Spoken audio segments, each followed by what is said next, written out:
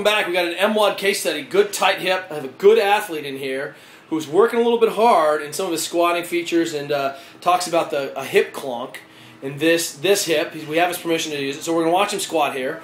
He's a good coach. He understands what's going on. He's trying to keep his shins vertical. He's got a good arch support, a good neutral foot here. He has to lift his foot up off, and he's really struggling, but he's struggling to get to depth. And he's really working hard here. And if what's happened is it maintains good mechanics. Go ahead and turn your feet out. Does that help? Yeah. So what that does is it unloads this internal rotation of his hip. And then he has to collapse through. So keep your feet straight again, or straighter.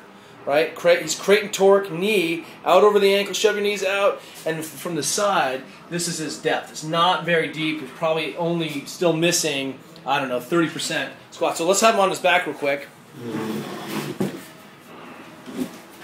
I want to show you what's going on in the hip.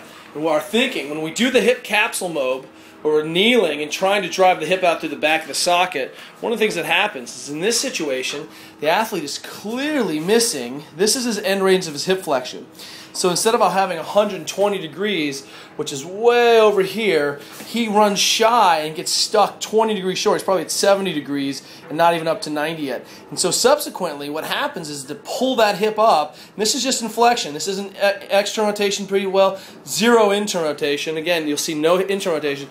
And to close that distance, what ends up happening is because he's so tight here, he has to overcome that psoas, ends up pulling the spine. Yeah, there you go, show us. Pulls the spine to the pelvis or spine to the femur instead of just the hip flexor and psoas working in common. That means this thing ends up anterior. Can you give us a little clonk? Show us what you're talking about. Put that leg down. Sometimes we get a clonk, sometimes we don't.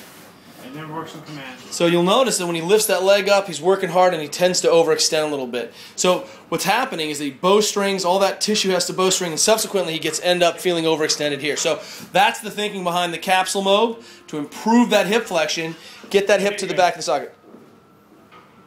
Clonk, I got it. Okay, thanks guys.